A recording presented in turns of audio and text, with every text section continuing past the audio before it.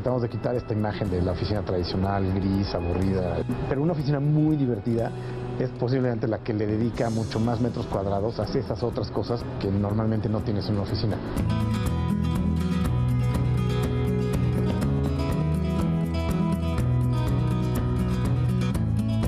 Me gusta mucho transformar a la gente con mi arquitectura, ¿no? Seguir tocando gente con el diseño y con la arquitectura que hago.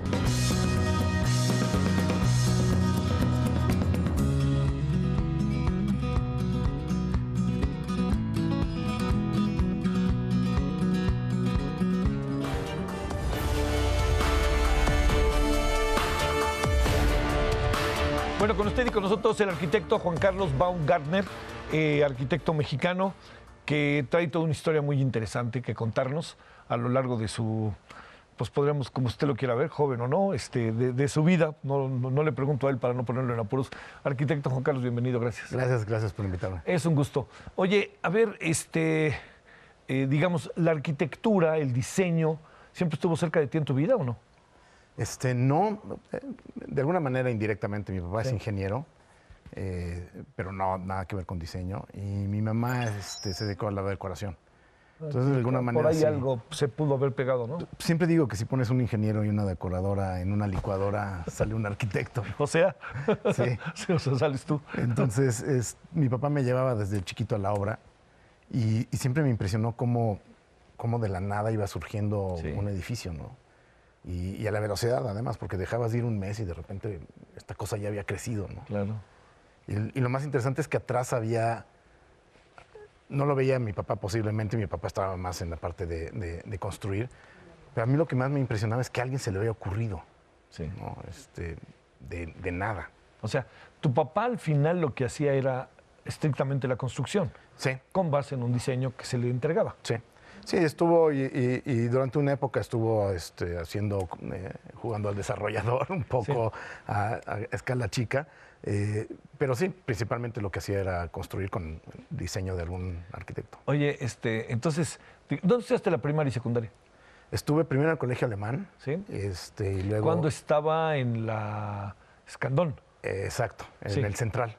en la central, Le porque ya llamaban. ves que luego ahora se fue, bueno, hace muchos años. Uno al norte y otro al sur. Exactamente. Sí, yo todavía estuve en el central, En la central, Tacubaya. por donde estaba La Salle. Exacto, al lado de los años. Bueno, creo que La Salle se quedó con el terreno, ¿no? Ajá, fueron los que lo compraron. Los que lo compraron. Pero por ahí de los 10 años me corrieron.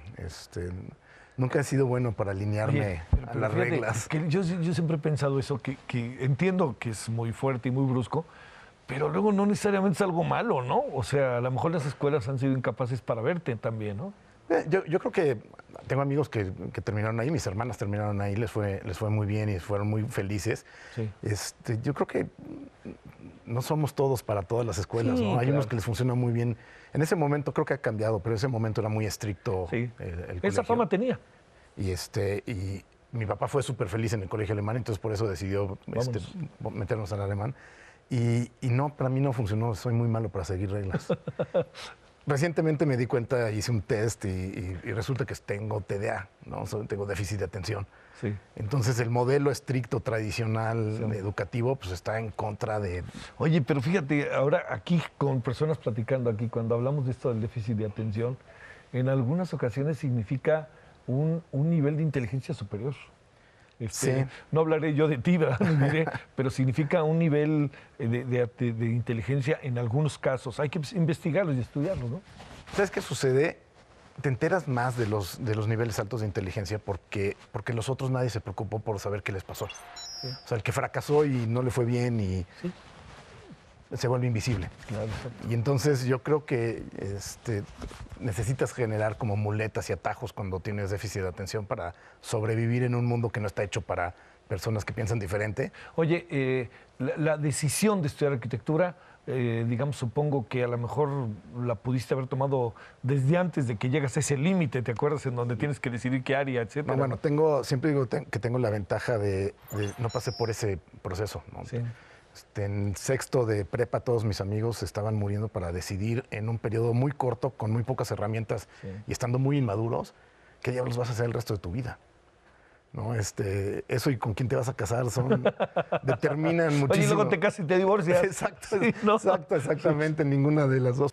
Yo la verdad es que yo ya llevaba mucho tiempo Ya con esa... clarísimo qué quería hacer. ¿Y qué fuera la UNAM? La UNAM. Tuve un poco dudas, me fui a dar una vuelta a la UNAM y me las aclaró.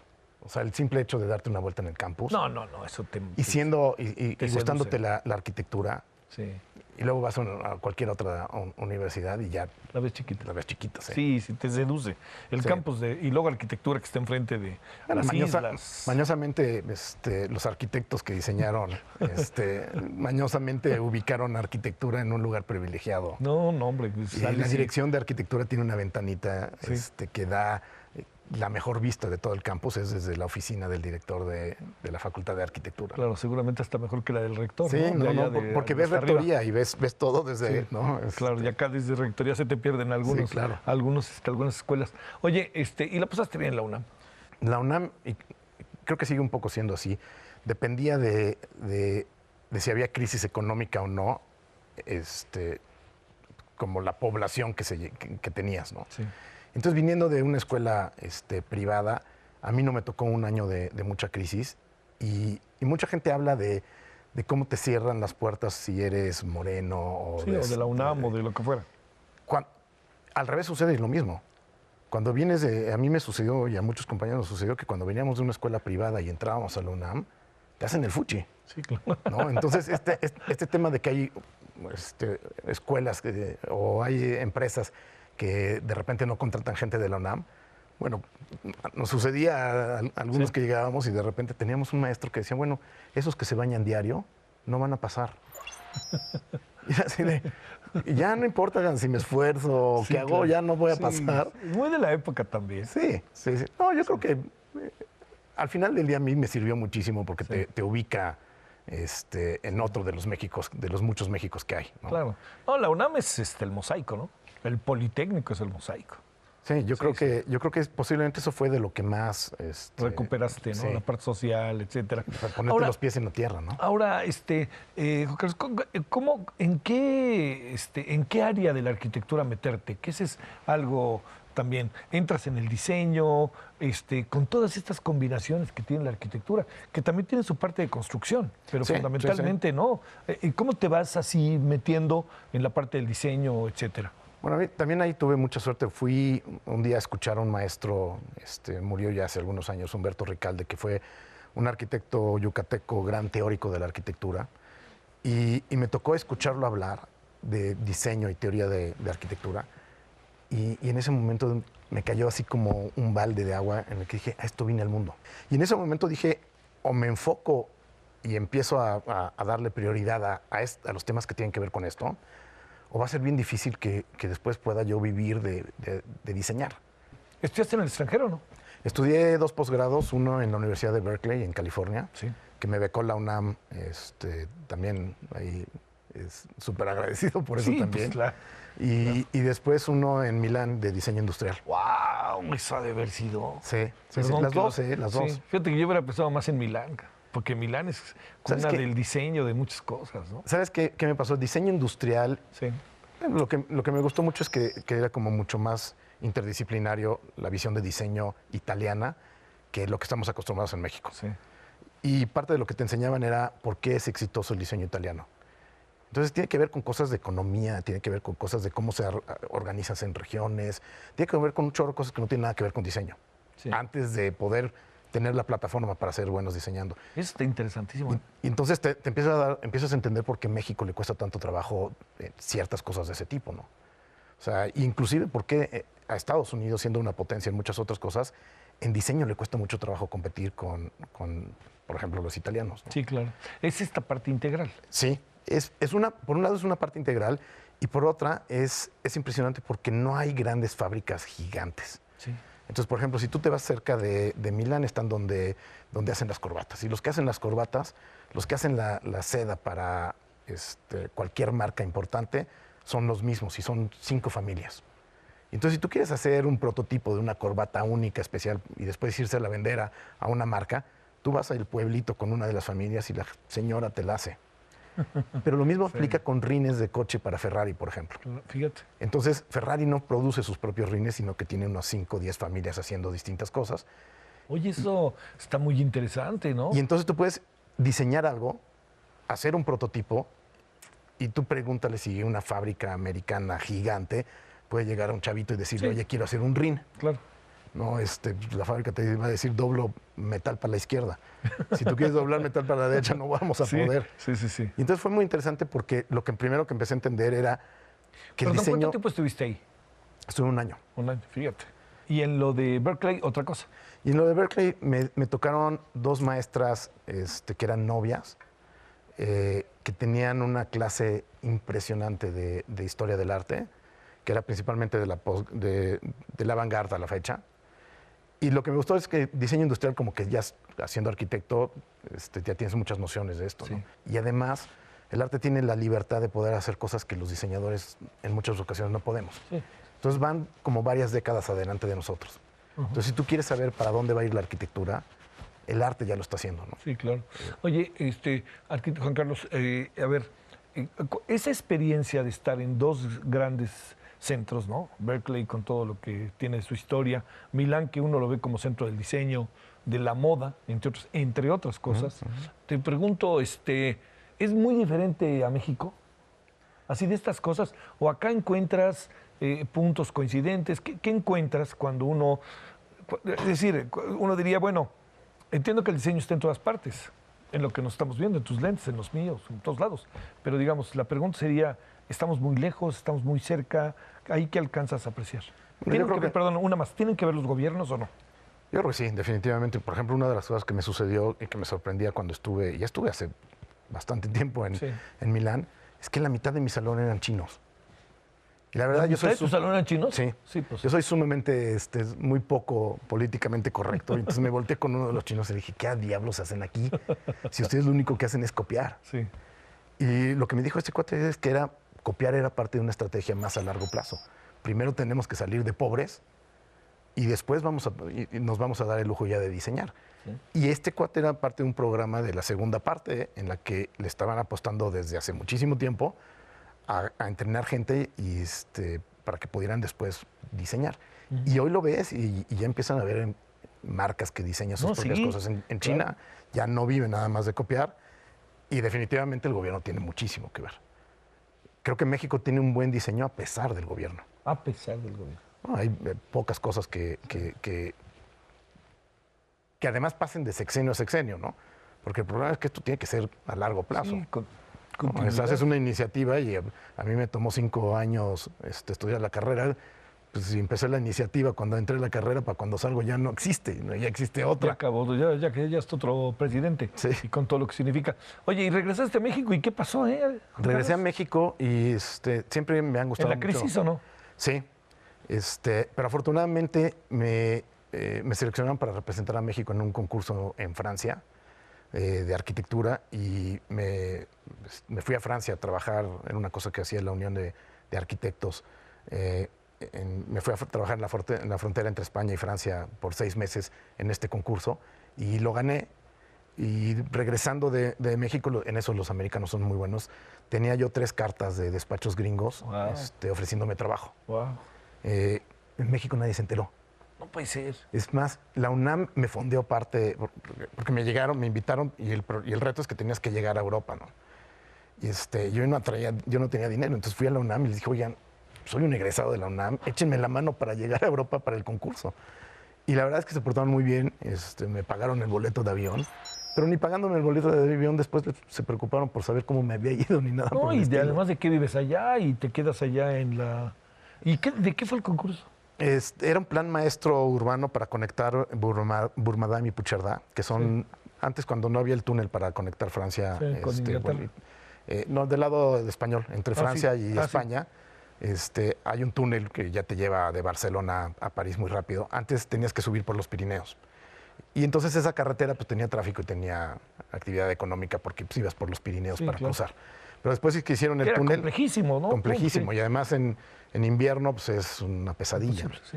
Y cuando hicieron el túnel, esos 2 pueblos se quedaron sin chamba, sin Sí, tráfico vivían, ni nada. perdón, como Tres Marías si le quitas el paso a Acapulco, ¿no? O a Cuernavaca. Entonces, el plan maestro era reactivar las dos zonas. Ya no existían fronteras, ya era después de todo el tema de la Unión Europea. Entonces, además, había todo un tema como hasta psicológico del límite que ya no había real. Todavía quedaba casi como escultura una pluma de seguridad para el paso, pero estaba abierta. Ya pero era pues, simbólica. Sí. Y entonces era todo un plan para conectar esos dos lugares. Y estuvo chistoso porque lo gané haciendo un tema. ¿Con quién, ¿Solo? Solo. Sí. Mira, qué interesante tú. Sí. Era un programa muy... Sí, es un poco penoso no haberlo sabido por acá, ¿eh? Sí. La verdad, ni hablar. Sí. Hay que reconocerlo. Era un programa muy interesante de la Unión Internacional de Arquitectos que lo que convencía era a regentes de ciudades europeas que trajeran planes para hacer un master plan o proyectos. En lugar de contratar a un arquitecto caro, famoso, le decían, mira, ¿por qué no te organizamos un concurso? Traemos 40, 50 arquitectos de alrededor del mundo jóvenes, menores de 35 años, una cosa así, y les pagas tú el hospedaje y la comida aquí, que ellos lleguen, y con los recursos que ibas a pagar el otro arquitecto, pues fondeas el concurso de los 40. Entonces tienes 40 opciones de proyectos en lugar de tener una... Oye, ¿entre 40 opciones ganaste? Sí, éramos un poco más, desde eslovacos, que era la primera vez que... eso, arquitecto, es una muy buena noticia. Sí, bueno, ahí empezó... ¿En tu casa qué dijeron, No, bueno, mis papás estaban felices. Parados de manos, sí, ¿no? Y ¿Te enteraste que habías ganado estando allá o acá? No, estando allá, porque me tuve que quedar a desarrollar parte del proyecto un rato más. Sí, o sea, ¿y ahí sí tuviste que construir o no? No, ellos supervisaron. Sí. No, y no llegué ni siquiera a la parte de supervisión, hice únicamente la parte de proyecto. Sé que decir que si voy por allá me voy a acordar de ti.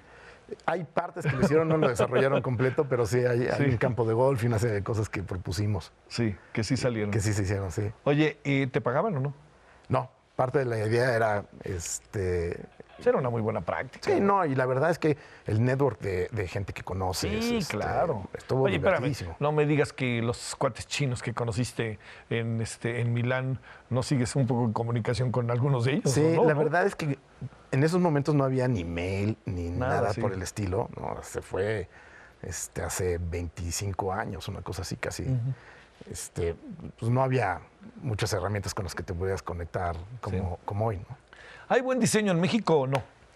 Yo creo que sí está mal distribuido, no es parejo, no en todas las industrias, pero hay mucho más mal diseño que buen diseño. De plano. Sí. Y luego nos hacen ver que es bueno, ¿no? ¿O te acabas acostumbrando? No, yo creo que sí tenemos muy buenos diseñadores en cosas como muy específicas, pero... ¿Por ejemplo? Pues mira, por ejemplo, pero para ver el tamaño de país, hay 5 o 10 diseñadores industriales, de los cuales 3, 4 han de ser reconocidos internacionales. Muy pocos, ¿no?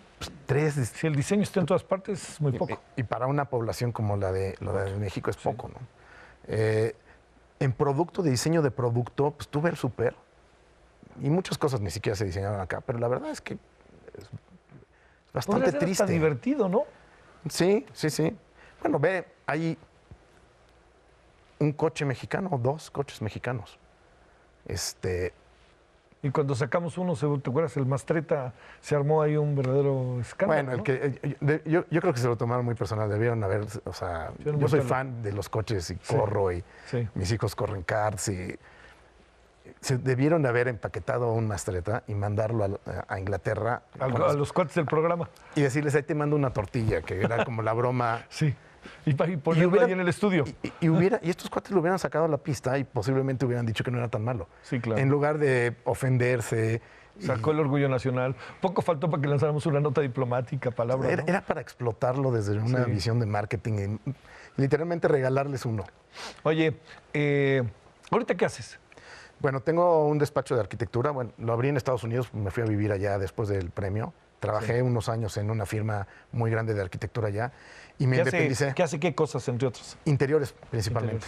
Y eso fue uno de los primeros shocks, porque llegué de hacer arquitectura y de haber estudiado arquitectura y me ofrecieron una chamba haciendo diseño de interiores.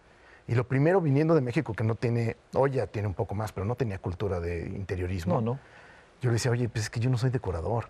Sí. Yo no voy a escoger telas y alfombra. Sí, y el mueble para la cocina. Y estos cuates me dijeron, no, mira, tu primer proyecto serían casi 100,000 metros de oficinas. Hay poblaciones que tienen menos gente que eso. Sí. Necesitamos a alguien que tenga una visión más urbana de cómo atacar ese tipo de cosas que un diseñador o decorador. Y la verdad es que me enamoré de los interiores, me encanta. Sí. En el despacho hacemos arquitectura y hacemos interiores, pero lo fuerte es interiores de hotelería, educación y corporativo. A ver, hoteles imaginaría, pero educación, ¿qué es eso? Pues mira, en educación es interesantísimo porque hay una revolución sucediendo en el mundo en el que nos estamos dando cuenta que el modelo educativo, los esquemas educativos que hemos desarrollado no son tan buenos. No somos los únicos, ¿no? No. Aunque estemos en una discusión muy bizarra, a veces no somos los únicos. Somos de los más atrasados. Sí. O sea, si tú vas a Europa, esa discusión se dio hace mucho. Sí. Parte de la filosofía de estas revoluciones es que si le empiezas a analizar con una perspectiva un poco más compleja, la arquitectura es un elemento fundamental. ¿Eso que vemos tiene que ver contigo? Es mi oficina. Es tu oficina. Sí. A ver, y te diría, ¿cuántos trabajadores hay? Tenemos 100 arquitectos. A ver, ¿y cómo la piensas? Porque debe de haber comunicación entre ellos, pero al mismo tiempo algo de aislamiento para pensar. Esto está muy bonito. Esto supongo que son como salas de pasajes de reposo, por decirlo de alguna manera. Sí. Y tenemos área abierta. Desde que abrí el despacho decidí no tener un solo privado. Privado. Sí, no. Todo el mundo está en un área abierta. Y lo que sí hacemos es como muchos espacios de colaboración. Entonces les llamamos casual collision, que son espacios donde puedes chocar y la gente se junta alrededor. Hay salas de juntas, hay one-to-ones, que es como un espacio así para que platiquen dos. Sí. Y entonces hay muchos espacios que están diseñados para poder tener comunicación mucho más dinámica. Sí, eso es ahorita lo que estás haciendo. En el mundo de corporativo, sí. Sí, y de educación. Y de educación, hay toda una teoría a nivel mundial que la arquitectura es el tercer maestro. Entonces, básicamente lo que dice la teoría es que el primer maestro es el maestro como lo conoces, el segundo maestro es el alumno. Entonces, hay muchas razones por las que el cerebro de un niño aprende mejor del cerebro de otro niño. Y el tercer maestro es el espacio sí, claro, educa. Claro. Y ahí nos hemos metido en temas de neurociencia. Tenemos una asociación, ¿no?, con un laboratorio de neurociencia en Canadá. Y lo interesante de la neurociencia es que en 20 años ha generado más conocimiento de cómo funciona nuestro cerebro, memoria, percepción, etcétera, que lo que habíamos hecho en 2000. Entonces, salir al mundo a hacer prácticamente cualquier cosa, como lo hacíamos antes, es tener un desfase de 2000 años. Uf. Nada más que está compactado en 20 y por eso de repente ni siquiera nos hemos dado cuenta. Pero hoy sabemos que la belleza es de vida o muerte. En un país en el que le hemos apostado muy poco a la belleza. Sí. Se ha visto como si fuera superfluo. Sí. Pero los mecanismos del cerebro están, la percepción de estética está en la misma parte que determina el dolor. No es casualidad. Lo feo duele literalmente y está en la misma parte del cerebro. Y se te acaba quedando más en la cabeza. Esto es, a ver, ¿qué decir, Juan Carlos? ¿Estás pensando qué? ¿En los espacios, por ejemplo, en un salón de clase? Sí, por ejemplo, un salón de clase. Los salones de clase tradicionales que conoces están diseñados para la señora de la limpieza. Sí. No para el niño que va a aprender. Para que le sea fácil limpiar, salir. Esa es la prioridad. Sorprendentemente, la prioridad de la mayoría de los salones de escuela es para que alguien los pueda limpiar rápido. No tiene nada que ver con que alguien aprenda. Entonces, por ejemplo, hay una cosa que se llama, los americanos le llaman awareness of the space. Sí. Y la idea es que para que tú puedas acceder al contenido de la memoria, lo primero que hace tu cuerpo es acceder a la memoria espacial. Porque allí es donde se empieza a repartir, en el hipotálamo, donde se empieza a repartir la memoria. Nos he dicho de otra manera que estés a gusto o no. Y los estímulos que tienes. Sí, si claro. estás en un espacio no estimulado, es bien difícil que tengas esta llave mágica. Entonces, imagínate estos salones que tenemos que no estimulan, que todos son iguales, y luego pretendes que el niño se acuerde del contenido. Entonces, la arquitectura se vuelve sumamente importante cuando quieres transformar la educación. Sí. Las otras dos áreas que decías, ¿cuáles son? Corporativo. Corporativo, eso intuyo que puede pasar. Va muy de la Pensando mano en tu oficina, por ejemplo. Va muy de la mano con eso. Y la tercera es hotelería. Pero eso, conocí un hotel que se llama el Ace Hotel, allá, que me parece que es un concepto muy divertido, pero me parece que está en relación directa con un asunto generacional, ¿no? Está con un asunto generacional y como también con mucha información que tenemos hoy de justo lo que te decía, de cómo funciona nuestro cerebro. O sea, si quieres hacer una experiencia placentera, hoy sabemos mucho más qué significa a nivel neuronal una experiencia placentera. ¿Qué opinas de los hoteles que tienen 3.500 cuartos? No me gustan nada, nada. Son terribles, Cancún es terrible en ese sentido, ¿no? Sí. Incluso un poco Acapulco. Pero... Bueno, el éxito de Tulum en mucha medida fue como la respuesta a empezarse a hacer mucho más personal, pero eso también tiene que ver con un tema neuronal. Oye, se acaba el tiempo, déjame preguntarte, híjole, es que lo que es una pregunta que seguramente llevará mucho tiempo, pero si pudiéramos hacerlo en pocas palabras, a ver, ¿qué anda pasando con el diseño de las grandes ciudades? Bueno, ¿por qué pensé en Berlín, pensé en la Ciudad de México, pensé en Londres, incluso en París, que se veía viejo, pero entiendo que es atractivo, ¿no? Sí, yo creo que estamos a punto de ver unos cambios radicales, principalmente porque va a cambiar radicalmente el transporte. O sea, esta idea de que todo el mundo usa un coche y lo manejas, va a desaparecer. Sí. O sea, en Singularity, la universidad esta americana, te dicen, tus hijos no van a saber manejar. O sea, los niños que son ahorita chiquitos. Sí. Entonces yo creo que la ciudad va a cambiar radicalmente. Y nos vamos a quitar un chorro de broncas que tenemos hoy. Sí, bastante desagradables, por cierto. Sí. ¿Qué piensas de esto que nos trae medio vueltos locos a los que caminamos la ciudad, que son las bicicletas y los patines del diablo? Bueno, yo creo que ese tipo de transportes vamos a empezar a tener. El problema es que hoy nuestras ciudades no están hechas para eso. Para eso, claro. Y los que los usamos, no tenemos un reglamento de bicicletas. ¿No? Entonces, es tan peligroso el que viene en la bicicleta como el que viene en una moto y como el que viene en un coche si no sigues reglas. Y ahorita en México pues están todos como muy preocupados por el que usa la bicicleta, pero pues, antes del que usa la bicicleta viene alguien que viene a pie. Sí. Y está en desventaja contra la bicicleta. Contra la bicicleta. Pero yo creo que poco a poco vamos a tener que empezar a poner unas reglas más claras. Sí. Y las bicicletas van a tener que alinearse a esas reglas. No te puedes pasar un semáforo, tienes que respetar. Es como una especie de cadena. Sí. Claro. El que está hasta abajo de la cadena es el pobre peatón, ¿no? El otro me atropella un cuate y viene en sentido contrario. ¿Pero qué le dices? No te vas a pelear porque también en el fondo eres por bici. No, y ahorita las bicicletas están sumamente sensibles. No te puedes meter con nadie de bici. No, oye, y además los diseños de las bicicletas. Oye, ¿no te importa que nos pongamos en pie para sacarnos una foto? No, claro. A ver, pero dime, esto de las bicicletas, ¿te gusta el diseño o no? Sí. Vamos a ver para allá para que nos saquemos la foto y listo. ¿Sale? Ahí estamos. Y muchas gracias por venir, arquitecto. Ahí estamos. Oye, ¿te gusta el diseño de las bicis o no? Sí. Hay algunas cosas muy divertidas, ¿no? No, y bueno, yo no sé si has visto ahora las nuevas que están haciendo madera y bambú y unas cosas así padrísimas. ¿Qué más serán más baratas o más caras? Yo creo que ahorita más caras, pero están empezando a hacer una mezcla con 3D printing, que me encanta el tema de 3D printing. Entonces, lo que va a empezar a suceder es que tú vas a poder imprimir ciertos componentes. Y tú vas a hacer casi tu bici como quieres, como el Tesca, ¿no? Como el auto. Ya no tarda, pero el chiste es que ahora, dentro de muy poco, tú vas a tener tu impresora en tu casa. Y así lo vas a poder imprimir. Nosotros tenemos uno en la oficina y tengo una línea de joyería que imprimo en 3D. Yo ya no regalo nada que no imprimo. ¿No? Bueno, entonces, señor arquitecto, muchas gracias. Gracias. Gracias, pásela bien. Adiós. Muchas gracias, arquitecto.